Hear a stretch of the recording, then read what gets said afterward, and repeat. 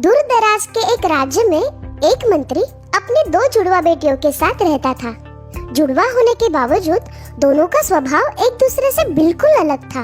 एक का नाम था काव्या और दूसरी का किमिया।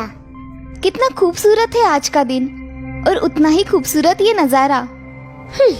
मुझसे ज्यादा खूबसूरत नहीं हो सकता। हाँ मेरी प्यारी बहना, तुझसे ज्यादा खूबसूरत नहीं है। काव्या बचपन से बहुत ही शांत, सरल और समझदार थी। वही किमिया को अपने रंग रूप पर बहुत घमंड था। वो स्वार्थी और जिद्दी थी। दोनों के 19वें जन्मदिन पर मंत्री ने बहुत बड़ी दावत रखी। सभी राज्य के राजा और उनके परिवार को बुलावा भेजो। इस भव्य दावत में सभी लोग सज धज कर आए थे। काव्या की नजर एक आकर्षक राजकुमार पर पड़ी। किमिया भी उसी राजकुमार को देख रही थी। वो देखो, वो राजकुमार कितने आकर्षक है। हाँ, आकर्षक तो है। राजकुमार तो मुझे ही पसंद करेंगे। क्यों? मुझ में क्या कमी है? तुम अच्छी तरह से जानती हो। दावत में राजकुमार के परिवार वाले किमिया के लिए शादी का प्रस्ताव रखते हैं। ये बात जानकर काव्या मायूस हो जाती है और जंगल की तरफ चल पड़ती है। जंगल की तरफ जाते वक्त उसे एक बुजुर्ग जादूगर रोक लेते हैं। मैं जानता हूँ तुम्हारा मन विचलित है। तुम जंगल में जा सकती हो, पर याद रखना अपने कर्तव्यों का पालन करना। कोई भी काम करो, आशावादी आचरण के साथ पूरी मेहनत और ईमानदारी से करो और कभी भी हार मत मानना। काव्या, तुम बहुत समझदार हो। मुझे तुम पर पूरा यकीन है। जंगल में थोड़ी दूर जाते ही उसे एक अजीब सी आवाज सुनाई देती है। हाँ? ध्यान से देखने पर उसे हिलती हुई घास दिखाई देती है जहाँ से आवाज आ रही थी। काव्या घास के पास आकर देखती है। अरे ये क्या? हिरन, तुम इस शिकंजे में कैसे फंस गए?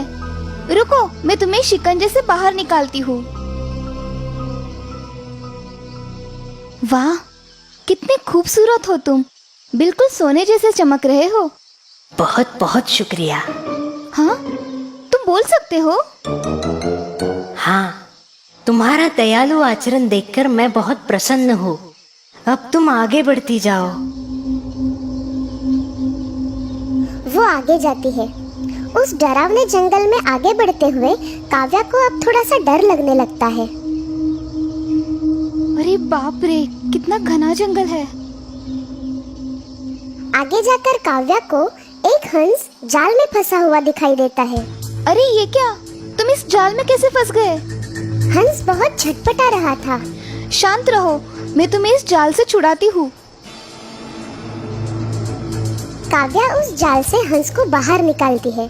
जैसे ही हंस जाल से बाहर आ जाता है, वो अपने खूबसूरत पंख फैलाता है। अब तुम आजाद हो। शुक्रिया, तुमने मुझे जाल से आजाद करवाकर नया जीवन दिया है।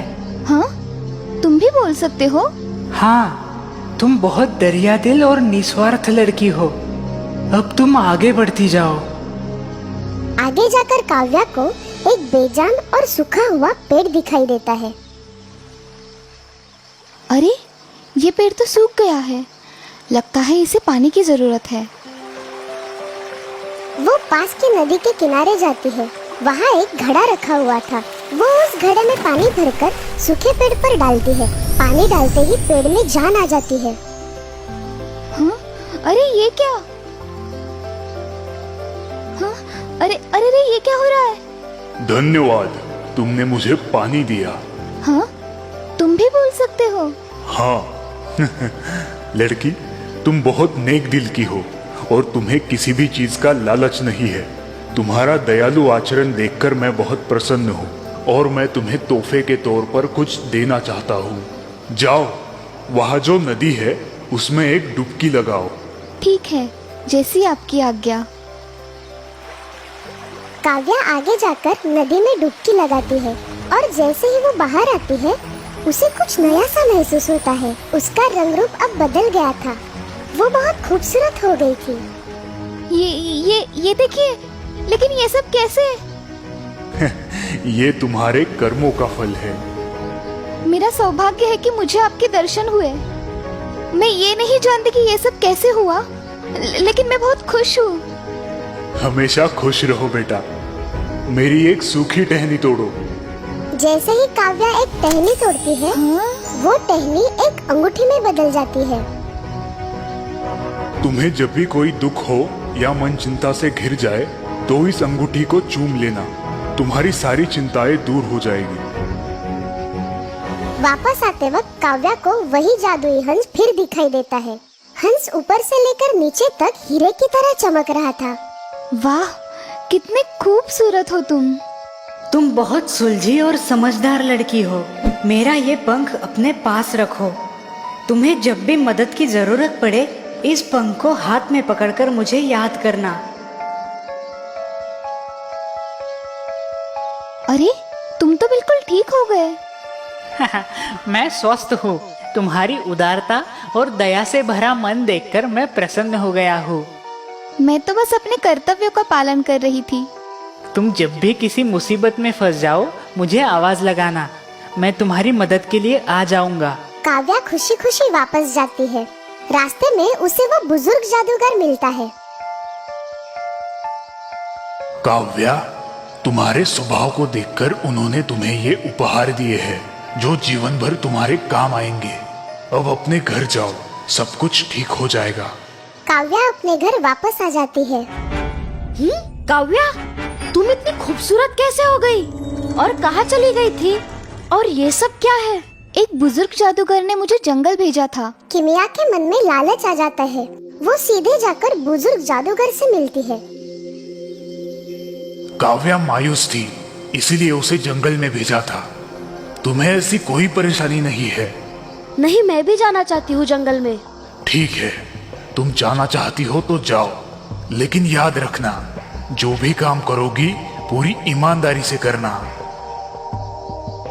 किमिया जंगल में जाती है। बिल्कुल काव्या की तरह उसे भी हिरन मिलता है। मेरी मदद करो, कोई मेरी मदद करो। मैं यह वक्त बर्बाद नहीं करना चाहती हूँ। मुझे जल्द से जल्द और भी खूबसूरत बनना है। वो उसे अनदेखा करके आगे बढ़ जाती है। किमिया आगे जाकर हंस को जाल में फंसा हुआ देखती है, पर वो उसे अनदेखा करती है। आगे जाकर उसे सूखा हुआ जादुई पेड़ दिखाई देता है। तुम वही हो ना जिसने मेरी बहन को पानी में डुबकी लगाने के लिए कहा था? मुझे भी बताओ, कहाँ है वो नदी? मैं भी खूबसूरत होना चाहती हूँ। किमिया की बात सुनकर जादुई पेड़ अपने असली रूप में आता है और किमिया को अपनी शाखाओं से पकड़ लेता है। खूबसूरत? हाँ हाँ, बहुत खूबसूरत बनना चाहती हूँ। तुमने अपनी जिंदगी में ऐसा कौन सा काम किया है जो प्रशंसनीय है? तुमने कभी निस्वार्थ भाव से किसी की मदद की है? किसी का दर्द दूर करने की कोशिश की है? या ऐसा कोई भला काम जिससे किसी का उद्धार हुआ हो?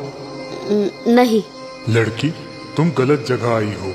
पहले अपने मन से नकारात्मक भाव हटा दो। अपने अपनों से मिलजुल कर रहो। दूसरों के प्रति सकारात्मक दृष्टिकोण रखो। तुम अपने आप खूबसूरत बन जाओगी। किमिया वहाँ से सीधे अपने घर लौट आती है और अपनी बहन से उसके बुरे बर्ताव के लिए माफी मांगती है।